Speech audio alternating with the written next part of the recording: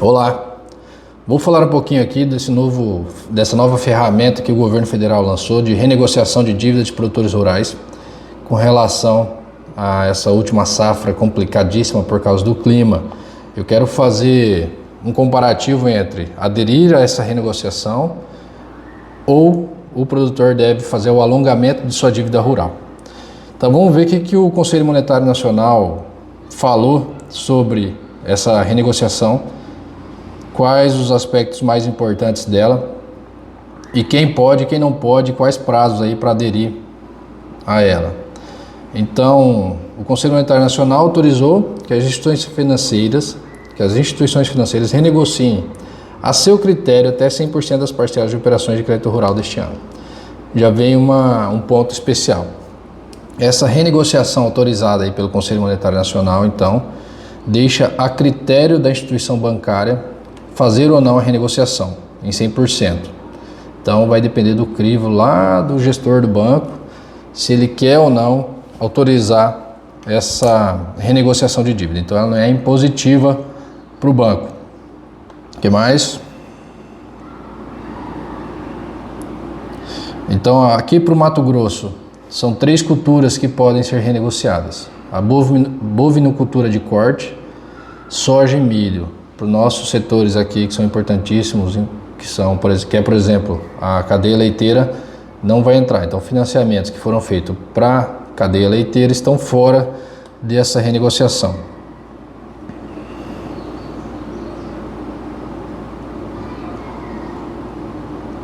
O outro quesito para poder renegociar, de acordo com esse decreto aqui do Conselho Monetário Nacional, é que o produtor esteja adimplente até 30 de dezembro de 2023. Então, se o produtor tinha parcelas já atrasadas até 30 de dezembro de 2023, ele não pode de forma alguma aderir a essa renegociação.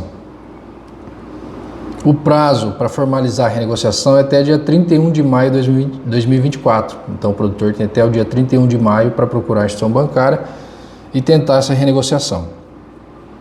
Basicamente, o que a renegociação prevê é que a parcela aí de 2024, a próxima parcela, a atual, né, se ele não tiver em atraso, e a 2024 sejam prorrogadas, diluídas nos próximos meses, nos próximos vencimentos. Então, basicamente, esse aqui é a ideia da renegociação. A problemática dela é que ela fica atrelada a uma questão relacionada a o banco poder autorizar ou não. Isso eu acho que é o pior, além de contar com a adimplência até o dia 30 de dezembro, sendo que muitos produtores já estavam em dívida, então poucos irão conseguir aderir. Ainda fica a critério do banco fazer ou não essa prorrogação de dívida ou essa renegociação. Já especialmente para o PRONAF, o Conselho Monetário Nacional também autorizou a renegociação de dívidas de crédito rural desse programa, vencidas após 120 dias. Para esse caso, devem ser aplicados encargos para a situação de inadimplência, mantendo, porém, a fonte de recursos.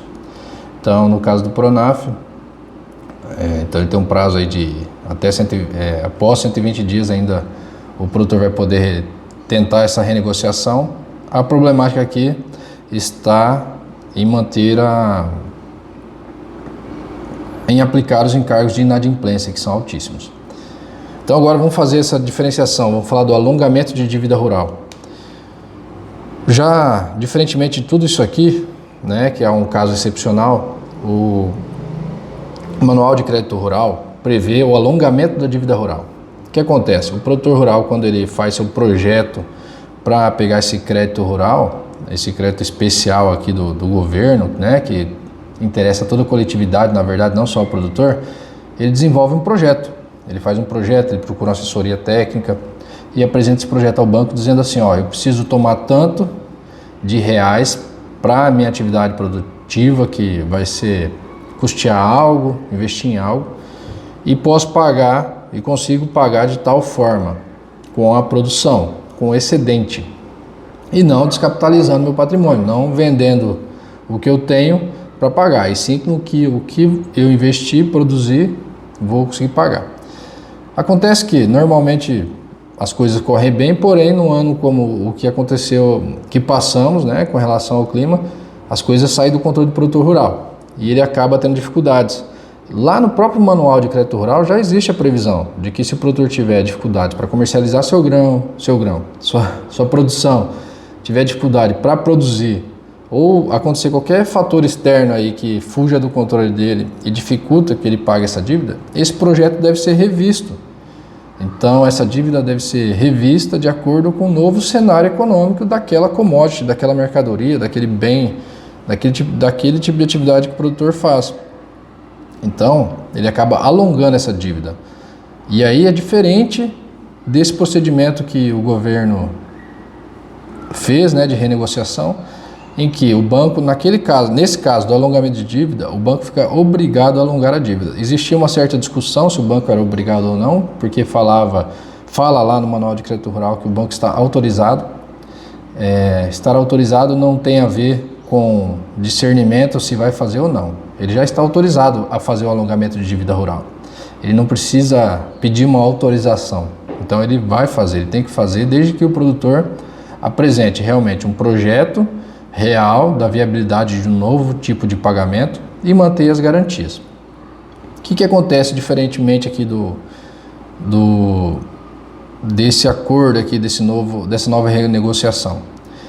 O alongamento da dívida rural, ele vai agir sobre todo o contrato. Ele não vai pensar na parcela só de 23, de 24, mas sim em todo o contrato. Então, se o produtor tem parcelas até 26, 27, 28, todas as parcelas têm que ser consideradas, tendo em vista as novas condições da atividade. E todo o contrato pode ser alongado. Inclusive, pode ser pleiteado se o técnico, a parte técnica, entender que o produtor fique isento do pagamento durante um período para reorganizar sua atividade. Então, o alongamento, aparentemente, é muito mais vantajoso. Inclusive, em situações de inadimplência. Essa questão aqui que está barrando vários produtores de aderirem a essa renegociação, ela é possível no alongamento de dívida rural, mesmo para quem está inadimplente. Porque no alongamento de dívida rural não existe um prazo mínimo para adesão, né? Um prazo certo. É a qualquer momento, desde que o produtor esclareça o que aconteceu, mostre o problema que ele teve e como ele pretende adimplir essa dívida aí no tempo. Outro fator importante aqui é com relação aos juros. No alongamento de dívida, não existe esses juros da renegociação, os encargos, né, do contrato, as multas e esses juros tão altos que normalmente acontecem nos contratos, né? Igual a gente estava falando aqui antes do Pronaf, que no Pronaf, no caso da renegociação, vão ser aplicados os encargos da situação de inadimplência. Nesse caso, não. No caso do alongamento de dívida, mantidas as condições do contrato, desde que também, né, o produtor consiga manter as garantias que ele já tinha nesse contrato, e então ele só vai alongar no tempo, ele não renegocia.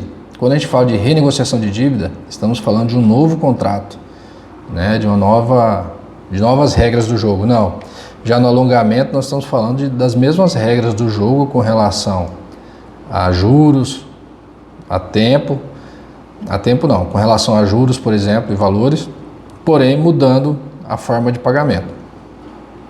Então, essas considerações são feitas e é isso que o produtor agora tem que colocar na balança. Se ele deve aderir ou não a esse programa aqui de renegociação de dívidas de produtores, se é vantajoso, se ele pode, se ele não pode, ou se ele deve pensar nesse alongamento da dívida rural.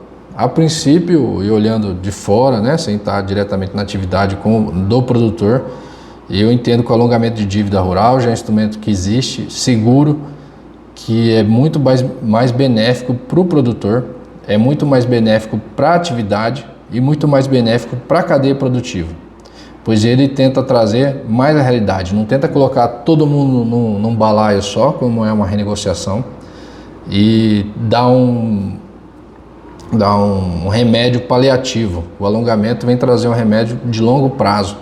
É um remédio aí que leva em consideração a atividade, as condições de mercado, e nada impede que lá no futuro, se melhorar o negócio, o produtor possa adimplir com mais rapidez. Se infelizmente o negócio continuar com problemas, com adversidades, de fazer o alongamento novamente, até que ele tenha a possibilidade de entrar no mercado novamente. Porque, mais uma vez lembrando aqui, o interesse não é só do produtor, o interesse é de todos. O mundo precisa produzir, O Brasil precisa produzir, o Mato Grosso precisa produzir, porque o mundo precisa comer. Então, quando a gente fala aqui de crédito rural, nós temos que defender o produtor, temos que defender a atividade. Então, fica aí minhas considerações sobre renegociação e alongamento de dívida rural. Espero ter contribuído com vocês. Um abraço.